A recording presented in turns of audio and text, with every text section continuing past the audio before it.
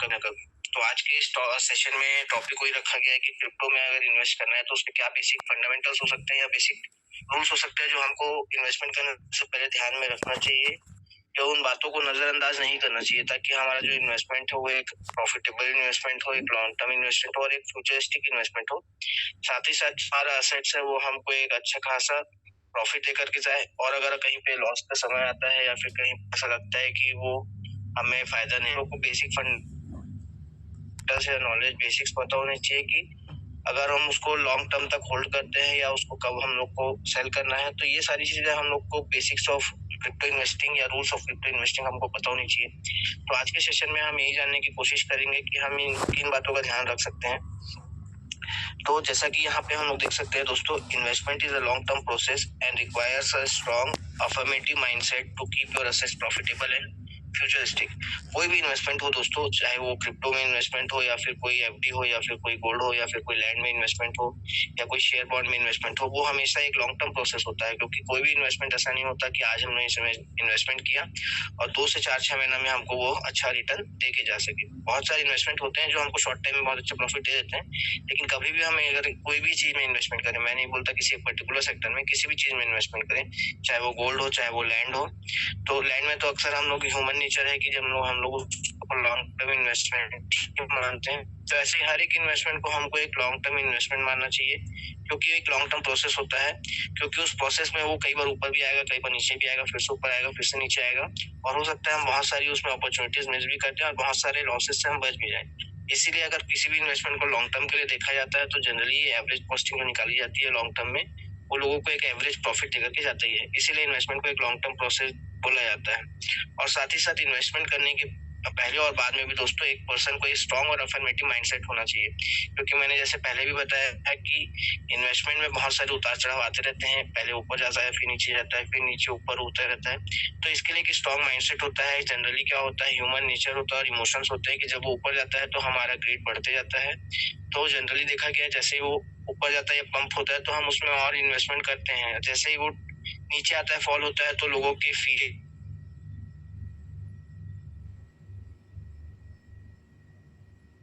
कि हम माइंडसेट बना करके रखना है, अफर्मेटिव माइंडसेट बना करके रखना है कि एक अपना टारगेट बनाना है, अपना गोल बनाना है कि पर्टिकुलर एसेट्स में मैंने अगर वो इन्वेस्टमेंट किया है, पर्टिकुलर चीज में मैंने इन्वेस्टमेंट किया है, तो मैंने इतने टाइम पे इन्वेस्टमेंट किया है, मैं इतने टाइम पीरियड के बाद ही उसको देखूंगा। जिससे कि हमारा क्या होता है दोस्तों, इन्वेस्टमेंट कहीं ना कहीं प्रॉफिटेबल और फ्यूचरिस्टिक जरूर होता है। Understanding crypto is a complex task as it involves various factors like high volatility, high profit ratio, regulatory framework, etc. Crypto को समझना अपने आप में एक बहुत कठिन कार्य है दोस्तों, क्योंकि जनरली देखा गया है कि क्रिप्टो में बहुत सारे फैक्टर्स इन्वॉल्व होते हैं, जैसे कि हाई वॉलेटिलिटी। हाई वॉलेटिलिटी बहुत इंपॉर्टेंट फैक्टर है क्रिप्टो में इन्वेस्टमेंट करने से पहले, क्योंकि बहुत सारे कॉइन्स ऐसे होते हैं जो रातों रात पंप और डंप होते हैं। हम लोग बहुत सारे इसके एग्जांपल देख सकते हैं और हम लोग को रोज देखने को मिलते भी हैं।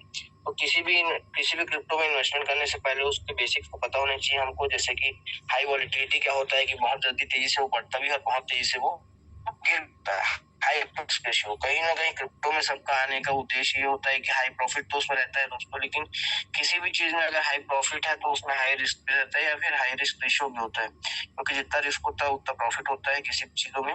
रेगुलेटरी फ्रेमवर्क, आज क्रिप्टो में रेगुलेशंस की तरफ दुनिया बढ़ रही है, अलग अलग रेगुलेशंस अपने अपने कंट्री बना रहे हैं क्रिप्टो को लेकर के। तो क्रिप्टो में इन्वेस्टमेंट करने से पहले हमको अपने कंट्री के रेगुलेशंस एंड बारे में भी पता, अगर हम एक्सचेंज यूज कर रहे हैं तो कितना परसेंट हमको टैक्स देना पड़ेगा, कितना परसेंट हमको टीडीएस देना पड़ेगा, ये सारे नॉलेज अगर हमको है तब तो हम एक अच्छा खासा इन्वेस्टमेंट का प्रॉफिट हम लोग ले सकते हैं।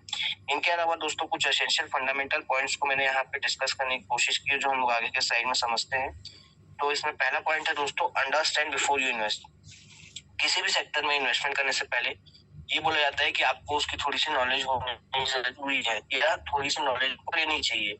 ऐसा नहीं होना चाहिए कि हमको कोई बताया हम तुरंत उसमें डिसीजन करके इन्वेस्टमेंट कर दे। पहले उसको हमको सुनना है प्रॉपर, उसके बाद उनको हमको अपने से खुद से एग्जामिन करना है, उस पर कुछ रिसर्च करना है, खुद नॉलेज लेने की कोशिश करनी है। 2-4 दिन का आप टाइम मांगिए सामने वाले से, कोई दिक्कत नहीं है। प्रॉपर आप उसकी नॉलेज लीजिए, बेसिक नॉलेज, उसके बाद आप एक डिसीजन पे पहुंचिए और अपने खुद के डिसीजन पे पहुंचिए, किसी के बोलने पे या फिर किसी के देखा देखी में नहीं पहुंचना चाहिए।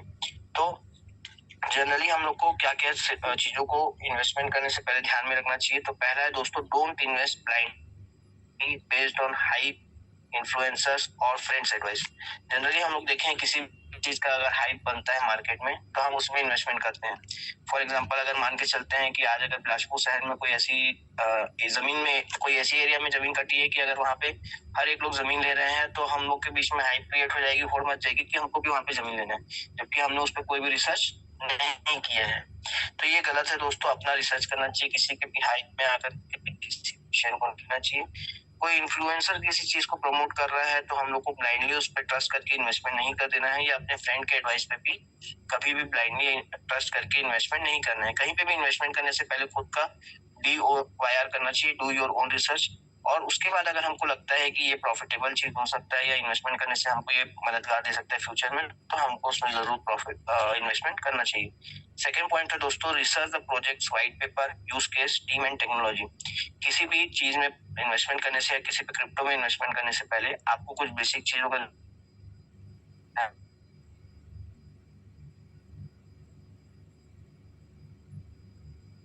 आपकी वॉइस ब्रेक हो रही है। टेक्नोलॉजी काम करती है। आपकी वॉइस ब्रेक हो रही है। हेलो, आपकी वॉइस ब्रेक हो रही है बार बार। अच्छा,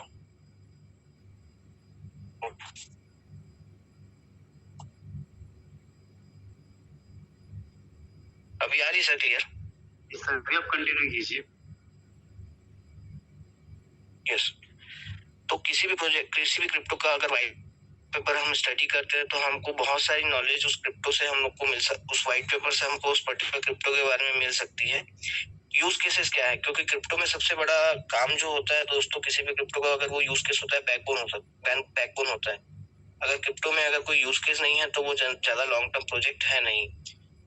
उस पर्टिकुलर क्रिप्टो के पीछे कौन सी टीम काम कर रही है, टीम फ्रंट में विजिबल है कि नहीं है, हम टीम से देख सकते हैं कि नहीं देख सकते, मिल सकते हैं कि नहीं, ये सारी चीजें बहुत इंपॉर्टेंट फैक्टर रखती है दोस्तों क्रिप्टो में इन्वेस्टमेंट करने से पहले। और टेक्नोलॉजी तो क्रिप्टो का कहीं ना कहीं मास्टरी है, तो क्रिप्टो और टेक्नोलॉजी दोनों एक साथ चलता है। तो टेक्नोलॉजी कौन सी उसमें यूज हो रही है, कौन सी उसमें टेक टीम है, ये सारी चीजें हमको ध्यान रखनी है किसी भी क्रिप्टो में इन्वेस्टमेंट करने से पहले। जैसे हमारे खुद के प्रोजेक्ट में अगर हम देखें तो हम लोगों ने अगर इन्वेस्टमेंट करने से पहले अपने व्हाइट पेपर को स्टडी किया होगा, यूज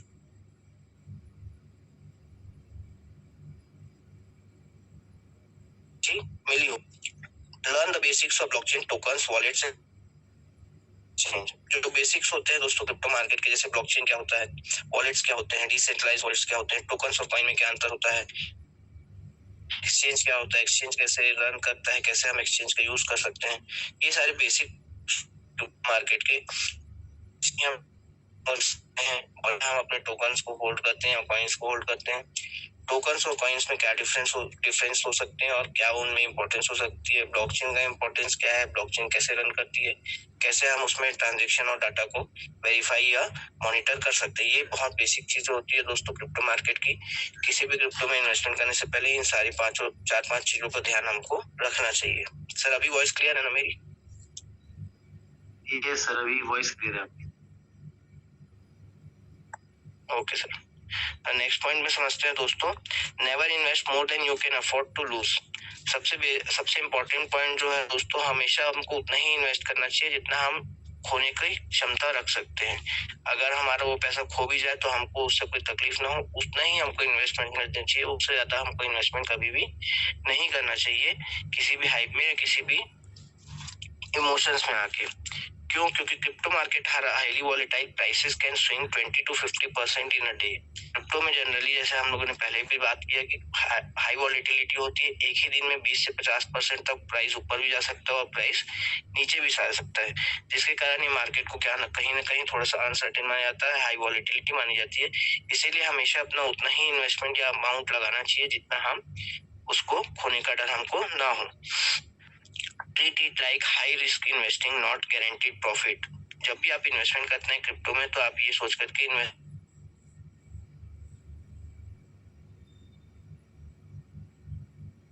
कुछ खराब समय आएगा या पूरे उसमें भी जा सकता है। अगर मैं उसको लॉन्ग टर्म तक होल्ड करूंगा तो जरूर है कि वो मेरे को एक एवरेज प्रॉफिट दे करके जाएगा, लेकिन हम कोई भी गारंटी नहीं होती कि आपने अगर लगाया है तो आपको इतने समय में इतना प्रॉफिट मिल ही जाएगा। तो क्रिप्टो बेसिक यही होता है, हमको यही सिखाता है क्रिप्टो की कोई गारंटीड प्रॉफिट नहीं है, लेकिन अगर इसमें हम लोग नॉलेज लेकर के बेसिक चीजों को ध्यान में रख करके एक लॉन्ग टर्म तक अगर उसको होल्ड रखे तो कहीं ना कहीं वो एक एवरेज प्रॉफिट हमको दे करके जा सकता है। नेक्स्ट पॉइंट अगर इसमें देखें दोस्तों तो keep your emergency and essential saving separate. जो हमारे इमरजेंसी फंड होते हैं दोस्तों, जो हमारे जैसे घर की खर्चे की बात करें या हमारे हेल्थ के खर्चों की बात कर सकते हैं, या हमारे फ्यूचर के प्लानिंग्स के लिए हम लोग जो खर्च को बचा करके रखते हैं, है ना, या जो बेसिक नीड अपने पूरे करने रहते हैं हम लोग को में, उन सब चीजों के लिए जो हम लोग सेविंग्स रखे रहते हैं, उन सेविंग्स को हम लोग को अपने क्रिप्टो इन्वेस्टमेंट या किसी भी इन्वेस्टमेंट से हम लोग को सेपरेट रखना चाहिए, अलग रखना चाहिए। उस मनी को कभी भी हमको छेड़छाड़ इन्वेस्टमेंट के लिए नहीं करना चाहिए। यही क्रिप्टो मार्केट हमको सिखाता है। आप अगर बड़े बड़े के बुक्स पढ़ेंगे तो उन्होंने भी यही बात को बोला गया है, और कहीं ना कहीं तो मार्केट भी जो पिछले 15-20 सालों का रिकॉर्ड रहा है वो भी ये सब चीजों को सिखाता है।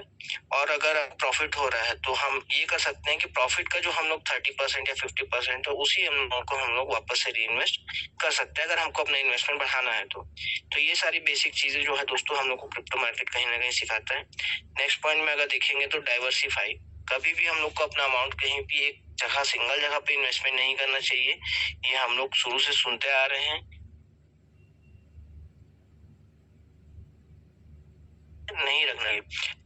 Don't put all your money in one coin. आप एक ही जगह पे नहीं, का मतलब ये नहीं है दोस्तों कि मार्केट में कोई भी बहुत सारे खराब प्रोजेक्ट्स आ रहे हैं या ऐसे प्रोजेक्ट्स आ रहे हैं जिनका कोई ना बेस हो, उसमें लगा दिए और रातों रात वो $2 से प्राइस $5 में आ गया। तो ऐसे प्रोजेक्ट में हमको काम नहीं करना है जो 3 महीने का लालच दे कि 3 महीने में हम पैसा डबल कर देंगे, $1,000 में थाईलैंड, $3,000 में हम दुबई लेकर के जाएंगे। तो ये सारे प्रोजेक्ट में हमको नहीं फंसना है, क्योंकि उनका कोई बेस है कि नहीं, हमको स्टडी जरूर करना है ना। तो अलग अलग डाइवर्सिफाई करने का मतलब है कि स्टेबल कॉइन्स हैं, जो पॉपुलर कॉइन्स हैं, पॉपुलर क्रिप्टोस हैं, जैसे कि बिटकॉइन है।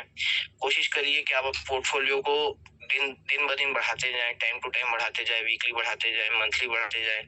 मॉनिटर करिए कि अगर आपका पोर्टफोलियो बढ़ रहा है तो कुछ पोर्शन आप उसको बिटकॉइन में इन्वेस्ट करिए, है ना। अगर बिटकॉइन में इन्वेस्टमेंट करने के लिए पोर्टफोलियो नहीं है तो सेकंड कॉइन जो हमारा बहुत अच्छा है इथेरियम में आप क्या करिए, कहीं ना कहीं इन्वेस्टमेंट करिए। अल्ट कॉइन्स बहुत सारे होते हैं जो उनका भी एक सीजन तो उसमें इन्वेस्टमेंट कर सकते हैं, या बहुत सारे स्टेबल कॉइन्स मार्केट में, जैसे यूएसडीटी होता है, यूएसडीसी होता है, बहुत सारे स्टेबल्स होते हैं। आजकल अपने अपनी कंट्री अपनी अपनी स्टेबल कॉइन्स लेकर के आ रही है, तो उन सब में हम लोग अपने इन्वेस्टमेंट को रख सकते हैं, क्योंकि वो देखा गया लॉन्ग टाइम में हमको प्रॉफिट ही दे करके गया है। लेकिन इंसान क्या करता है, इन सब के बदले दूसरे चीजों में जाता है, दूसरे प्रोजेक्ट में जाता है, एक जगह से पैसे नहीं आ रहे तो दूसरी जगह पे लगा देते हैं। जबकि वो होता क्या है, जो पैसे यहाँ पे उसने लगाए थे वो भी उसने निकाल के गवा दिए, और वहां पे लगाए थे वो भी गवा दिए।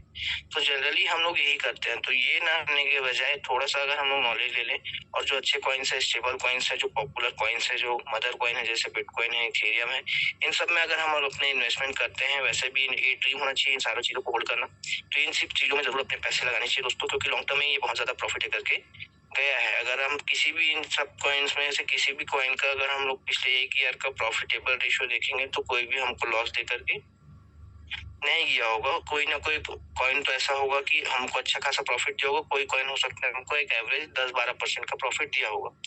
तो ये हमको डाइवर्सिफाई ये सिखाता है कि अपने फंड्स को अगर हम कहीं से एक अच्छी जगह से अगर हम फंड ला रहे हैं तो उसको हमको फंड को डाइवर्सिफाई भी करना है, अपने पोर्टफोलियो को दिन ब दिन एक्सपेंड करते रहना है, लेकिन ऐसे चीजों में जो ऑलरेडी मार्केट में एक अपना मुकाम या पहचान बना चुके हैं। ऐसा नहीं कि जिनको आए 2 महीना 1 महीना नहीं हुआ और उनका कोई बेस या यूज केस ही नहीं है। तो ये सब बातों को हमको ध्यान में रख दोस्तों। नेक्स्ट पॉइंट में अगर हम लोग चलें तो थिंक लॉन्ग टर्म। जब भी हम इन्वेस्टमेंट करते हैं तो मैंने जैसे शुरू में बताया कि हमको एक लॉन्ग टर्म विजन रख करके इन्वेस्टमेंट करना है।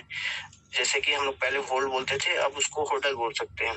तो हमेशा ये माइंडसेट रखना है कि होल्ड करने की कैपेसिटी होनी चाहिए, क्योंकि इससे बहुत सारे बेनिफिट हमको लॉन्ग टर्म में देखने को मिल सकते हैं, भले शॉर्ट टर्म में देखने को ना मिले। क्या क्या बेनिफिट हो सकता है, तो अवॉइड पैनिक सेलिंग इन मार्केट क्रैशेस। जब भी देखा गया दोस्तों, मार्केट जब पैनिक होता है या मार्केट में जब क्रैश आता है तो लोग पैनिक होकर के सेल करते हैं। जैसे कि अगर मान लेते किसी का मार्केट अच्छा खासा चल रहा है और उसका मार्केट जनरली अचानक से 2 महीने के अंदर क्रैश हो गया, वो प्रोजेक्ट अच्छा है, यूज केसेस अच्छे हैं, टीम अच्छी है, टेक्नोलॉजी अच्छा है, सारा चीज अच्छा है, लेकिन कहीं ना कहीं वो क्रैश हो गया, किसी भी कारण से क्रैश हो गया, या क्रैश नहीं बोलना चाहिए, मार्केट थोड़ा सा नीचे आ गया, डंप हो, तो जनरली लोग क्या करते हैं उस समय उसकी पैनिक सेलिंग करते लगते हैं। मतलब कि इतना सेल करते हैं कि वो जितना भी एसेट्स रखे थे होल्ड करके एक प्रॉफिट लेने के लिए, या फिर जितना भी एसेट्स वो इतने सालों से जमा किए थे, वो सारे एसेट्स को वो लॉस में सेल करते हैं। और इससे होता क्या है, लॉन्ग टर्म में उनको अपना लॉस को झेलना पड़ता है, क्योंकि अगर वो प्रोजेक्ट अच्छा है दोस्तों, तो जाहिर सी बात है कि कभी ना कभी वो वापस से पंप जरूर होगा। तो जब भी मार्केट क्रैश होता है तो हमको क्या करना है, पैनिक सेल को अवॉइड करना है। मतलब वो 4 लोग सेल कर रहे हैं तो हम भी सेल कर देते हैं, ऐसा नहीं। आप अपना खुद का रिसर्च करिए, उस प्रोजेक्ट के बारे में फिर से आप छानबीन करिए, उस प्रोजेक्ट के अगर मैनेजमेंट टीम है तो उनसे बात करिए, टेक टीम है तो उनके बारे में रिसर्च करिए, यूज केसेस के बारे में रिसर्च करिए। बहुत सारी चीजें होती है जिनके बारे में हम रिसर्च कर सकते हैं और खुद का एक डिसीजन ले सकते हैं कि हमको इस समय सेल करना है कि इस समय हमको होल्ड करना है। Strong projects usually grow over years not weeks. जो भी अच्छे प्रोजेक्ट्स होते हैं दोस्तों, वो जनरली नहीं बनते या कुछ दिनों में नहीं बनते, वो उनको बनने में बहुत समय लगता है, बहुत साल लगते हैं। तो जनरली प्रोजेक्ट पे भरोसा किया है और अगर उनका कोई खराब समय चल रहा है तो आप किसी उस प्रोजेक्ट पे स्टडी करिए, फिर से रिसर्च करिए और फिर से अपना विश्वास जो था, क्योंकि आपने अगर उसमें इन्वेस्टमेंट किया है तो कहीं ना कहीं आपका विश्वास रहा होगा, तो फिर से उस विश्वास को जगाने की कोशिश करिए अपने अंदर, फिर से उसका रिसर्च करिए, फिर से उसको पढ़िए, फिर से उनके लोगों से मिलिए, बातचीत करिए। तो इससे क्या होगा, आपके उस प्रोजेक्ट के बारे में विजन जो है वो क्लियर होगा। और एक बात हमेशा हमको ध्यान में रखनी है कि जो अच्छे प्रोजेक्ट्स होते हैं, जो स्ट्रॉन्ग प्रोजेक्ट्स होते हैं, वो साल में बनते हैं, रातों रात में नहीं। तो हमेशा हमको इस बात का ध्यान रखना है, लॉन्ग टर्म हमको विजन रखना है, लॉन्ग टर्म के लिए हमको होल्डिंग कैपेसिटी बढ़ानी है। नेक्स्ट अगर हम बात करें तो use dollar cost averaging, invest in small amounts regularly. हमको क्या करना है दोस्तों कि अगर हमारे पास एक बहुत अच्छा फंड है इन्वेस्टमेंट करने के लिए, तो एक साथ बहुत बड़ा फंड अमाउंट कि अगर कोई व्यक्ति डॉलर कॉस्ट एवरेजिंग करता है कि छोटे छोटे अमाउंट्स को रेगुलर बेसिस में, जिसको हम लोग चक्रवृद्धि ब्याज भी बोलते हैं हिंदी, या फिर कंपाउंडिंग बोल सकते हैं, अगर वो हम लोग करते हैं धीरे धीरे, अगर हर मंथ या हर क्वार्टर में हम लोग अपने इन्वेस्टमेंट को स्मॉल अमाउंट्स में रेगुलरली बढ़ाते रहते हैं, तो वो कहीं ना कहीं हमको प्रॉफिट देकर के जाता है। और जब भी ऐसा पैनिक से आता है या मार्केट में क्राइसिस आती है या थोड़ा प्राइस नीचे आता है या डंप होने की सिचुएशन, तो उस समय में हमको होल्डिंग कैपेसिटी हमारी ज्यादा बढ़ जाती है, क्योंकि हमने एक ही बार में पैसा उठा करके एक साथ नहीं लगा दिया था, हम लोगों ने थोड़ा थोड़ा उसको कंपाउंडिंग किया था। तो जनरली ये क्या होता है कि हम लोग को कहीं ना कहीं होल्डिंग कैपेसिटी हमारी बढ़ाती है, क्योंकि इससे जो हमारी एवरेजिंग है वो क्या हो जाती है, मिनिमाइज होते जाती है। सपोज मैंने अगर कोई चीज 50 रुपए में खरीदी और मैंने उसको एक क्वार्टर के बाद, अगर क्वार्टर 3 मंथ्स के बाद अगर उसकी प्राइसिंग 35 में थी, तो फिर मैंने फिर से उस फंड में इन्वेस्टमेंट कर दिया अपना फंड, तो कहीं ना मेरी एवरेजिंग हो गई, जो 50 मेरा एवरेज कॉस्ट था वो कहीं ना कहीं नीचे आएगा। तो हम लोग को भी ऐसा ही करना चाहिए कि हम लोग को जनरली अपने इन्वेस्टमेंट जो है डॉलर कॉस्ट एवरेजिंग पे निकाल करके और रेगुलर बेसिस में करनी चाहिए, छोटे छोटे अमाउंट्स एक बार में नहीं लगाना चाहिए।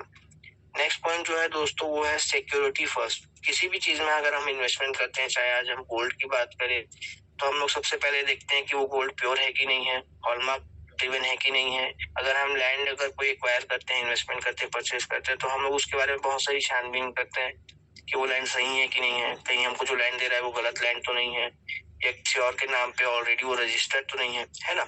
सिमिलरली अगर हम कोई म्यूचुअल फंड्स में इन्वेस्टमेंट करते हैं तो प्रॉपर उसके बारे में पहले देख लेते हैं कि वो कंपनी कितने दिनों से चल रही है, कहीं कंपनी का रोड मैप क्लियर है कि नहीं है। तो वैसे ही अगर हम लोग क्रिप्टो में भी इन्वेस्टमेंट करते हैं तो हम लोग को अपनी सेफ्टी का, सिक्योरिटी का ध्यान रखना है। उन सब चीजों का ध्यान हमको इस क्रिप्टो मार्केट में भी रखना है, जैसे हम मार्केट में रखते हैं, पहले छानबीन कर लेते हैं, तो वैसे ही छानबीन हमको यहाँ पे भी करना है। छानबीन करने के बाद भी बहुत सारे सेफ्टी मेजर्स बोल सकते हैं हम इसको, जो हमारी सिक्योरिटी को बढ़ा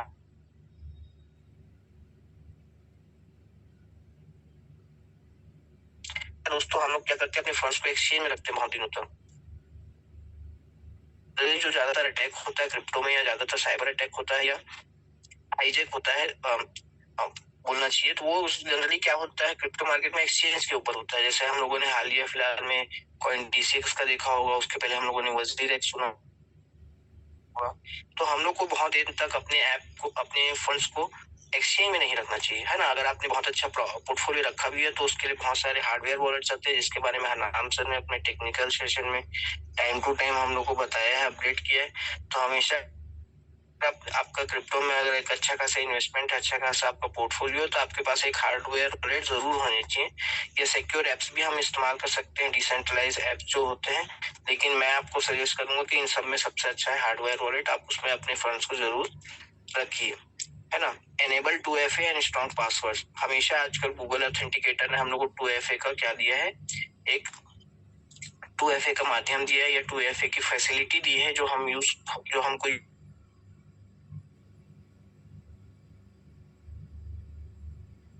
ऑथेंटिकेशन अप्रूवल नहीं करेंगे फंड्स को कोई भी हाथ नहीं लगा सकता। और स्ट्रॉन्ग पासवर्ड भी चीज का अगर हम लोग कोई भी एक्सचेंज यूज कर रहे हैं या फिर कोई भी ऐप यूज कर रहे हैं, तो उसका एक स्ट्रॉन्ग पासवर्ड रहना चाहिए। और वो पासवर्ड जनरली हमको किसी से शेयर नहीं करना चाहिए, अपने मेंबर्स के अलावा अपने टीम से भी नहीं शेयर करना चाहिए। तो ये सब सिक्योरिटी मेजर्स है जो हमको ध्यान में रख सकते हैं। इसके अलावा है बी वेयर ऑफ फिशिंग, रग पुल एंड फेक कॉइन्स। बहुत सारे मार्केट में दोस्तों आज के डेट में बहुत सारे फेक कॉइन्स भी आते हैं, जो लोगों के पैसा इकट्ठा करने के लिए आते हैं और उसके बाद कहीं ना कहीं मार्केट से गायब हो जाते हैं। अभी हाल ही फिलहाल में 2-3 दिन पहले एक कॉइन था जो $2 से $5 की प्राइस में आ गया। तो ये बहुत सारे ऐसे कॉइन्स आते हैं मार्केट में और लोगों को कहीं ना कहीं अपने तरफ अट्रैक्ट करते हैं बहुत सारे पॉन्जी स्कीम्स दे करके। तो उससे हमको दूर रहना है। जैसे कि मैंने बताया 4-5 चीजें मेन देखनी है आपको। यूज केस क्या है, उसके पीछे टीम कौन है, उसके पीछे टेक्नोलॉजी क्या है। क्योंकि जनरली क्रिप्टो में आपको आसानी से ये सुनने को मिलेगा कि इनके जो ओनर है वो बाहर के हैं या इनकी जो टीम है वो बाहर की है। तो बाहर के लोग तो बहुत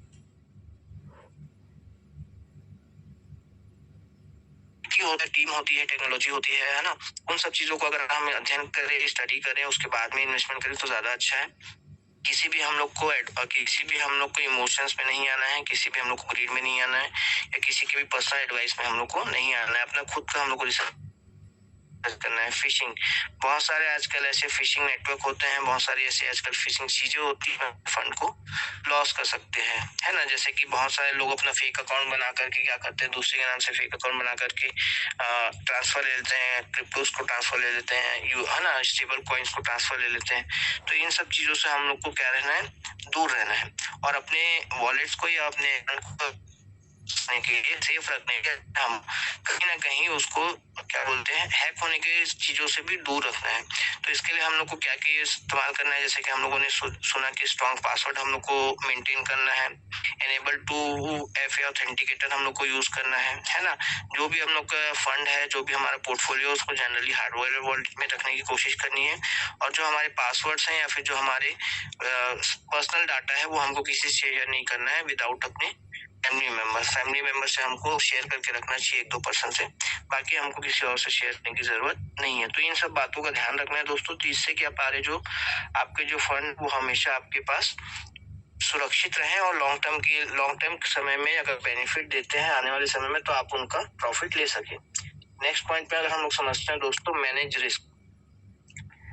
रिस्क। अगर देखिए, रिस्क तो हर एक मार्केट में होता है, चाहे कोई भी मार्केट में हम इन्वेस्टमेंट करें, चाहे क्रिप्टो मार्केट में इन्वेस्टमेंट करें या रियल एस्टेट में इन्वेस्टमेंट करें या गोल्ड में इन्वेस्टमेंट करें या म्यूचुअल फंड या शेयर मार्केट में इन्वेस्टमेंट करें, हर एक जगह में रिस्क होता है। ऐसा कोई भी जगह नहीं है कि अगर वो जो इन्वेस्टमेंट कर रहे हैं उसमें रिस्क नहीं है।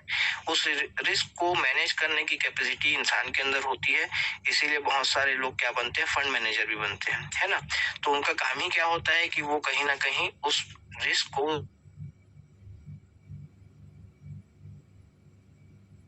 एक अच्छा खासा कम से कम एक एवरेज प्रॉफिट निकाल करके देते हैं। जैसे आज हम अगर म्यूचुअल फंड के एग्जांपल है, तो म्यूचुअल फंड क्या है दोस्तों, हम लोग अपना फंड देते हैं, हमारे फंड के इसमें जो मैनेजर होता है या जो एजेंट होता है वो हमारे फंड को क्या कर देता है कि अलग अलग सेक्टर्स में, अलग अलग शेयर्स में, अलग अलग कंपनी के शेयर्स में जो उसको लगता है कि वो प्रॉफिट करते हैं। तो वो अगर मान लेते हैं, अगर मैंने उसको 10,000 रुपए दिए तो म्यूचुअल फंड में लगाने के लिए, तो वो एजेंट क्या करेगा या वो बैंक क्या करेगा, जो भी जिस भी माध्यम से हम इन्वेस्टमेंट करें, तो वो क्या करेगा, उस 10,000 रुपए को अलग अलग सेक्टर में डिवाइड कर देगा, अलग अलग सेक्टर में उस फंड को डिवाइड कर देगा। अब अलग अलग शेयर्स में वो पैसा डिवाइड कर देगा। हो सकता है उसने 100 जगह पैसा लगाया होगा उस 10,000 रुपए को, लेकिन वो 100 जगह से प्रॉफिट नहीं मिलेगा उसको। हो सकता है दोस्तों उसको 20 जगह से प्रॉफिट मिलेगा, 50 जगह से उसको लॉस मिलेगा, और हो सकता है बाकी जगह से उसको ना प्रॉफिट ना लॉस आएगा। तो ऐसे करके क्या होगा, एक एवरेज बन जाएगा उसके पास, और at the end long term में क्या होता है, वो इन्वेस्टर्स को वो 10 से 15% का एक एवरेज रिटर्न देकर के चला जाता है एक लॉन्ग टर्म में, अगर 10-12 साल की बात करें तो वैसे ही क्या होता है, हर एक मार्केट में कहीं ना कहीं रिस्क होता है। बस हमको क्या आना चाहिए, उस रिस्क को मैनेज करना आना चाहिए। तो हम उस रिस्क को कैसे मैनेज कर सकते हैं क्रिप्टो मार्केट में, कुछ बेसिक चीजों का हम लोग को ध्यान रखना है, जैसे कि set stop loss and take profit levels. हमेशा जब भी इन्वेस्टमेंट करें तो एक अपना टारगेट बना ले कि मुझे इतने प्राइस में इसको सेल करना है, या इतने प्राइस में मेरे को एक अच्छा प्रॉफिट मिल जाएगा, मैं इतने प्राइस में इसको निकाल दूंगा और अपना प्रॉफिट बुक कर लूंगा। या एक वहां पे अपने को सेट स्टॉप लॉस का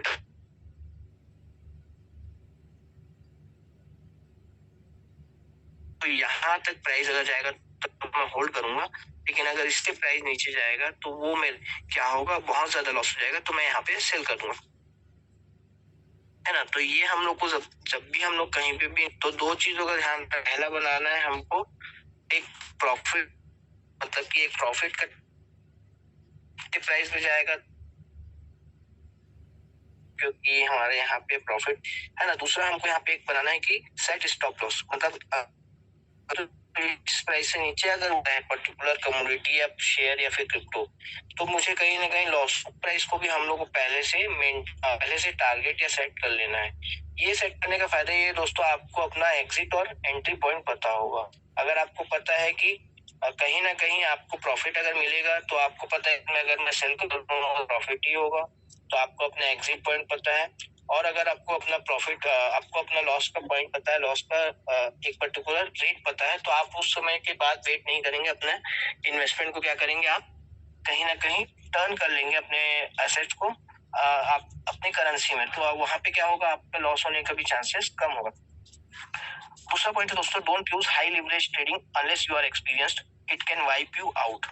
जनरली देखा क्या है दोस्तों कि हम लोग को अगर थोड़ा सा नॉलेज हो जाता है, तो हम लोग बहुत सारे फंड को एक साथ क्या कर देते हैं, ट्रेडिंग में यूज कर देते हैं क्रिप्टो में। तो कभी भी हम लोग को बहुत बड़ा फंड ट्रेडिंग में क्रिप्टो में यूज नहीं करना चाहिए, क्योंकि ट्रेडिंग अपने आप में क्या है, 5 रुपए में अभी खरीदे 1 घंटे बाद 7 रुपए में बेचे, ट्रेडिंग का मतलब ही होता है। इसी मानसिकता से या फिर इसी मेंटेलिटी से आदमी ट्रेडिंग करता है। तो क्रिप्टो वैसे ही हाई वॉलेटिलिटी मार्केट है, तो क्रिप्टो में ट्रेडिंग अगर जब तक आपको बहुत ज्यादा एक्सपीरियंस ना हो, बहुत ज्यादा नॉलेज ना हो, तब तक ट्रेडिंग बिल्कुल भी आपको अपने फंड की बिल्कुल भी नहीं करनी चाहिए। हाई लिवरेज ट्रेडिंग तो बिल्कुल नहीं करनी चाहिए। छोटे मोटे अमाउंट करना है तो बात अलग है, एक ही बार में आपने पूरा अपना एसेट्स लगा दिया और ट्रेडिंग में, और हो सकता है कि वो आपको पूरा वाइप आउट कर दे, मतलब आपको पूरा आपके अमाउंट को लेकर के ही चला जाए।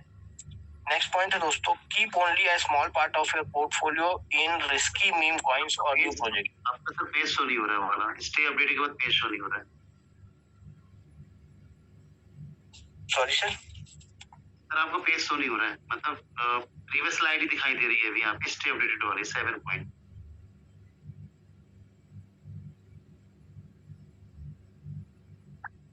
6 पॉइंट नहीं दिख रहा है सर। 6 और 7 पॉइंट दिख चुके हैं, इसके आगे का नहीं दिख रहा है अभी। हाँ, अभी 6 पॉइंट में कंटिन्यू करें सर। ओके। हाँ, keep only a small part of your portfolio in risky meme coins और न्यू प्रोजेक्ट्स। कभी भी जो नए प्रोजेक्ट्स आते हैं दोस्तों या मीम कॉइन्स होते हैं, उनमें जनरली क्या होता है, अट्रैक्शन वो ज्यादा लोगों की खींचते हैं, क्योंकि उनमें हाई प्रॉफिटेबिलिटी लोगों को दिखाई जाती है कि आज ये 10 पैसे की चीज है, आज ये 1 रुपए की चीज है, 2 रुपए की चीज है, कल ये 10 रुपए की होने वाली है। तो लोगों को लगता है अगर मैं 2 रुपए में ले लिया और 10 रुपए में बेच दिया तो मेरे को अच्छा खासा प्रॉफिट हो जाएगा। तो जनरली जो नए प्रोजेक्ट्स होते हैं या मीम कॉइन्स होते हैं, उनमें हम लोग को बहुत ज्यादा अपना पार्ट नहीं रखना है। बहुत छोटा अमाउंट जो आपको एकदम मिनिमम अमाउंट हम लोग लगा सकते हैं मीम कॉइन में, नया प्रोजेक्ट में हम लोग एज ए ट्रायल बोल सकते हैं, तो भी हमारी किस्मत। तो बहुत छोटा अमाउंट हम लोग को मीम कॉइन में लगाना चाहिए, और नए प्रोजेक्ट जो आते हैं, नए प्रोजेक्ट जो हमको लगते हैं कि ये अच्छा इसका आगे फ्यूचर हो सकता है, तो जनरली उसमें हमको छोटे ही अमाउंट से शुरुआत करनी चाहिए। अगर वो अच्छा होगा तो आप उसको अपने आंखों के सामने ग्रो करते देखेंगे, तो आप भी ग्रो होंगे, आपका इन्वेस्टमेंट भी ग्रो होगा। तो कहीं ना कहीं हमको जो भी हमारा पोर्टफोलियो का छोटा अमाउंट है, उसको छोटा अमाउंट को हम लोग को शुरुआत में नए प्रोजेक्ट्स और में लगाने हैं। इसके बाद जो नेक्स्ट पॉइंट है दोस्तों, वो है स्टे अपडेट। अब किसी भी मार्केट में हम लोगों ने अगर इन्वेस्टमेंट किया है, तो उस मार्केट की हमको इन्फॉर्मेशन टाइम टू टाइम होनी चाहिए, उसके बारे में अपडेट्स हमको पता रहने चाहिए, और इसीलिए हमको उस मार्केट हमेशा हमको लेते रहना चाहिए। जैसे क्रिप्टो में इन्वेस्टमेंट किया है तो क्रिप्टो के मार्केट के बारे में हम लोग को अपडेशन या knowledge time to time information लेते रहना चाहिए। Follow crypto news, regulations and global markets. बहुत सारे चैनल्स हैं आज के डेट में दोस्तों सोशल मीडिया में, है ना, इंस्टाग्राम में, जहाँ से हम पूरे वर्ल्ड के लेवल में हम लोग कि कौन में क्या रेगुलेशंस आ रहे हैं, क्या लोग अपना rules and regulations and frameworks लेकर के आ रहे हैं, कौन सी देश क्रिप्टो को सपोर्ट कर रही है, कौन उनको कौन उसके अगेंस्ट में है। ये सारे नॉलेज हम लोग अपने ही माध्यम से, किसी के ऊपर डिपेंडेंट होने की जरूरत नहीं है, हम लोग खुद से ले सकते हैं। बहुत सारे सोशल मीडिया एप्स हैं, बहुत सारे सोशल मीडिया चैनल्स हैं, बहुत सारे जो सही चीज बताते हैं, है ना।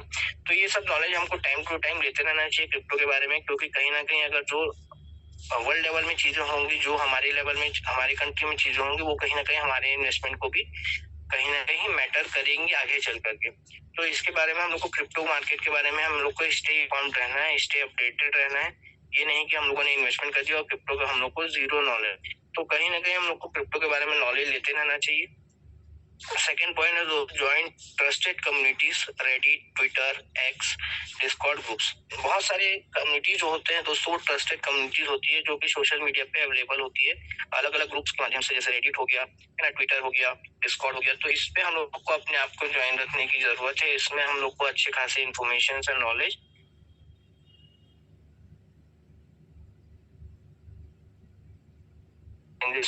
पर्टिकुलर क्रिप्टो मार्केट में या कोई आने वाले एडॉप्शन में कोई चेंजेस हो सकते हैं, होने वाली है बुरी चीज। तो ये अगर होगा तो हम अपने फंड को या अपने इन्वेस्टमेंट को अच्छे से मैनेज कर पाएंगे। Be aware of government policies and tax laws in your country. जैसे कि हम लोग को पता है क्रिप्टो में अभी कोई भी एक यूनिफाइड लॉ नहीं है, एक सिंगल लॉ नहीं है। हर एक कंट्री ने अपना अपना या अपना अपना रूल्स बना करके रखा है। तो हम जिस भी कंट्री में रेसिडेंस रखते हैं उस कंट्री का हमको अपने क्रिप्टो का नॉलेज होना चाहिए, और क्रिप्टो की गवर्नमेंट की जो पॉलिसीज है और जो रूल है उसको हमको पता होनी चाहिए। और पता होने के साथ साथ हम उनको फॉलो भी करें, ये भी हमको ध्यान में रखना चाहिए। अगर जैसे हम अगर एक्सचेंज की यूज कर रहे हैं तो एक्सचेंज का जो भी रूल है, चाहे वो केवाईसी करना हो या आप अपने फंड्स को अगर वहां पे विड्रॉल कर रहे हैं तो जो भी वहां पे टैक्स देना है या टीडीएस देना है वो प्रॉपर आपको देना चाहिए। उसको प्रॉपर इनकम रिटर्न में जब भी आप फाइल कर को शो करना चाहिए, ताकि इससे क्या होता है दोस्तों, आपका जो इन्वेस्टमेंट है वो तो कहीं ना कहीं सेफ है, लेकिन आने भी फ्यूचर में उस इन्वेस्टमेंट का जो प्रॉफिट लिए हैं वो भी कहीं ना कहीं सेफ है। तो हम लोग को अपने पॉलिसीज कंट्रीज की जरूर पता होनी चाहिए कि हमारे क्रिप्टो का पॉलिसीज क्या है गवर्नमेंट का हमारी कंट्री में या पर्टिकुलर हमारे एरिया में, और उस पॉलिसी को हमको जरूर फॉलो करना चाहिए और अच्छे से फॉलो करना चाहिए, ताकि हमको फ्यूचर में भी चल करके कोई दिक्कत ना आए।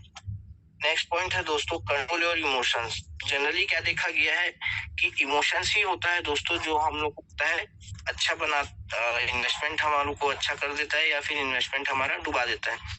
तो इन्वेस्टमेंट का इमोशन दो प्रकार का हो सकता है दोस्तों। पहला हो सकता है फियर और दूसरा हो सकता है ग्रीड। और ये दोनों ही हमारे क्या है, सबसे बुरे दुश्मन है, क्योंकि डर भी हमको बहुत गलत तरीके से हमको हानि पहुंचा सकता है और लालच भी हमको बहुत गलत तरीके से हानि पहुंचा सकता है। अगर हम डर में कहीं ना कहीं क्या करेंगे, सेल कर देंगे अपने इन्वेस्टमेंट्स को या अपने पोर्टफोलियोज को, है ना, डर में पैनिक में आकर के, तो क्या हो जाएगा, कहीं ना कहीं वो भी एक हमारा लॉस का सिचुएशन हो सकता है। और अगर क्या हो जाएगा, ग्रीड आ जाएगा हमारे अंदर कि हमको और ज्यादा इसमें इन्वेस्टमेंट करना है, बहुत ज्यादा ग्रीड आ जाएगा। अगर मान लेते हैं हम लोगों ने एक पर्टिकुलर किया क्रिप्टो, हम $2000 प्रॉफिट दे करके जा चुका है, तो मान नियम क्या कहता है कि आप अपना प्रॉफिट को बुक कर लीजिए और जो अपना प्रॉफिट अमाउंट है उसको 50% वापस से इन्वेस्ट कर लीजिए, है ना। लेकिन कहीं पे वहां पे क्या आ जाता है, ग्रीड आ जाता है मन में, दूसरों के अंदर, हम ह्यूमन नेचर है, स्वाभाविक सी बात है। और आदमी क्या करते हैं, इंसान क्या करता है, और फंड जगह से ला करके उस फंड को वहां पे और इन्वेस्टमेंट कर देता है। तो वो ग्रीड में भी हमको नहीं पड़ना है, उस समय हम अपने इमोशंस को कंट्रोल करना है। इसीलिए जो फोमो क्रिएट होता है दोस्तों इंसान के अंदर, उसको हम लोग को नहीं होने देना है। जब भी मार्केट पंप होता है या मार्केट बढ़ता है तो लोगों के अंदर फोमो क्रिएट होता है, वो फियर ऑफ मिसिंग आउट है। कभी कभी दोस्तों ये फोमो क्रिएट भी किया जाता है क्रिप्टो मार्केट में, है ना, जो हम लोग को पता नहीं चलता।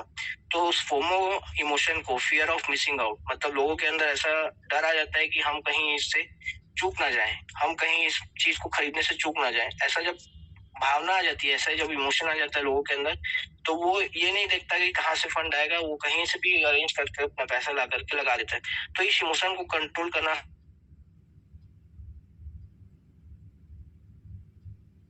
मार्केट की बात नहीं है, कहीं पे भी करें। तो इन सब इमोशंस को, चाहे वो फियर हो, ग्रीड हो या फोमो हो, इनको हमको कंट्रोल करना चाहिए और हमको हमेशा अपने रियलिस्टिक चीजों पे ध्यान देना चाहिए। रियलिस्टिक हमको पता होनी चाहिए कि इतना ही अमाउंट में इन्वेस्टमेंट कर सकता हूँ, अब उसके बाद ये चाहे बढ़े या कम हो, ये हम बाद में लॉन्ग टर्म के लिए देखना है। इन्वेस्टमेंट करते समय हम लोग को सबसे पहले कुछ बातों का ध्यान रखना है कि आपको अपना एक टारगेट सेट कर लेना है प्रॉफिट और लॉस का, और एक उसको लॉन्ग टाइम प्रोजेक्ट या लॉन्ग टाइम विजन दे देना है, एक लॉन्ग टाइम टाइम दे देना है, और इन 3 इमोशंस को दूर कर देना है। ना मैं फियर करूं अगर वो प्राइस नीचे आएगा, जैसे अगर मान लेते हैं मैंने इन्वेस्टमेंट किया क्रिप्टो में, तो अगर मैंने को 2 साल का समय दिया और 2 साल से पहले उसका सिचुएशन ऐसा आया कि कहीं ना कहीं उसकी प्राइस नीचे जाती गई, तो अगर मेरे अंदर, स्वाभाविक सी बात है, मैं भी ह्यूमन हूँ कि मेरे अंदर फियर आएगा, तो मुझे उस फियर के इमोशन पे कंट्रोल करना है, क्योंकि मैंने उस पर्टिकुलर इन्वेस्टमेंट को 2 साल का समय दिया है।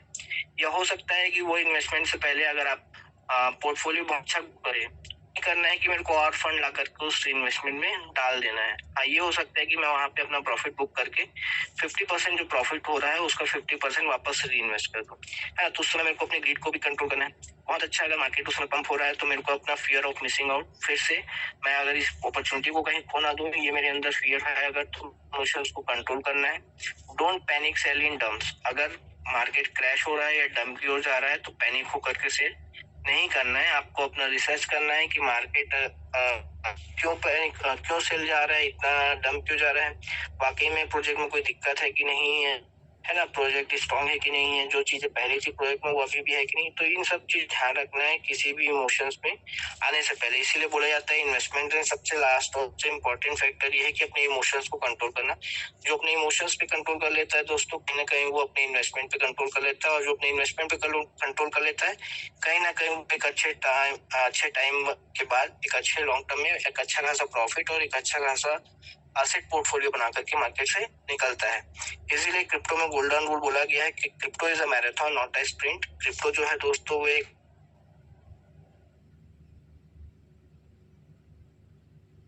अगर इसमें हम पेशेंस बनाए रखते हैं और डिसिप्लिन रखते हैं तो हमको सक्सेस। तो आज के मॉर्निंग कॉल में इतना ही था मेरी तरफ से दोस्तों। हो सकता है कि आपको बहुत सारी चीजें समझ में नहीं आई होंगी, तो कोशिश करेंगे आगे वाले सेशंस में आपको इन सारी चीजों को समझाने के लिए। और बाकी तो इतना ही था। अगर किसी को और कुछ बोलना है मनीष सर ने, तो फिर इसको एंड करते हैं, रात के अपॉर्चुनिटी कॉल में मिलते हैं। ये sir, thank you so much sir, आपने समय दिया और कंटेंट बहुत अच्छा था। उम्मीद है सर कि जानकारी लोगों को समझ में आई होगी, क्योंकि बहुत ही सिंपल चीजें थी और बट कंटेंट अच्छा था। कहीं ना कहीं लोग उन चीजों को समझ पा रहे होंगे। तो thank you so much sir, और थैंक यू सो मच आप सभी पार्टिसिपेंट को जो अंत तक हमारे से बने रहे। दोस्तों, इस कॉल को यहीं पे एंड करते हैं। मिलते हैं